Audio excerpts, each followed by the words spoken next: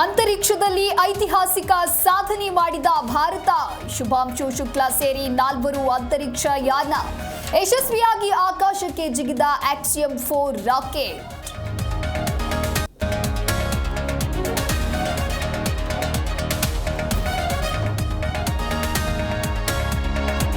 ಅಮೆರಿಕದ ಕೆನಡಿ ಬಾಹ್ಯಾಕಾಶ ಕೇಂದ್ರದಿಂದ ಉಡಾವಣೆ. ನಾಳೆ ಅಂತಾರಾಷ್ಟ್ರೀಯ ಬಾಹ್ಯಾಕಾಶ ಕೇಂದ್ರ ತಲುಪುವ ನೌಕೆ.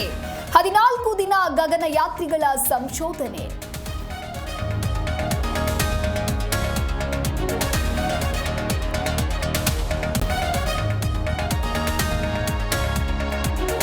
ದೆಹಲಿಯಲ್ಲಿ ಹೈಕಮಾಂಡ್ ಭೇಟಿಯಾದ ಸಿಎಂ. ರಾಜಕಾರಣ ಶಾಸಕರ ಅಸಮಾಧಾನದ ಬಗ್ಗೆ ಚರ್ಚೆ.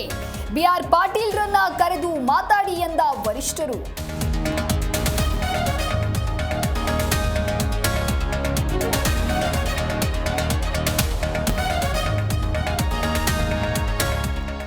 ಕಾವೇರಿ ಆರತಿಗೆ ರೈತ ಸಂಘಟನೆಗಳಿಂದ ವಿರೋಧ ಹಿನ್ನೆಲೆ ಡಿಸಿಎಂ ಡಿಕೆ ಶಿವಕುಮಾರ್ ನೇತೃತ್ವದಲ್ಲಿ ಮಹತ್ವದ ಸಭೆ. ರೈತ ಸಂಘಟನೆಗಳ ಮನವೊಲಿಕೆಗೆ ಪ್ರಯತ್ನ.